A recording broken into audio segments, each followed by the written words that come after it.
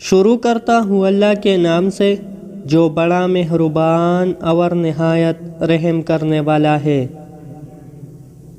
حضرت حارثہ بن وہب رضی اللہ تعالیٰ عنہ فرماتے ہیں کہ میں نے نبی اکرم صلی اللہ علیہ وسلم کو ارشاد فرماتے ہوئے سنا، کیا میں تمہیں نہ بتاؤں کہ جنتی کون ہے؟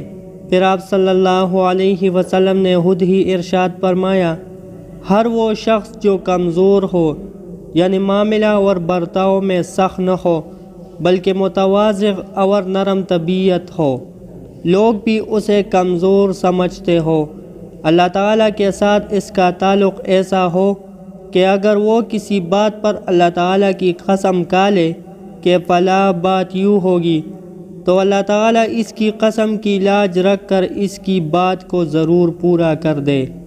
اور کیا میں تمہیں نہ بتاؤں دوزخی کون ہے؟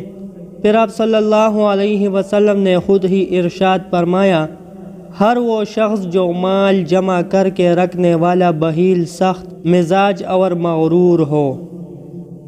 دوستو، اللہ جل جلالہ ہمیں ان احادیث مبارکہ پر عمل کرنے اور اپنی زندگی کو سنوارنے کی توفیق دے۔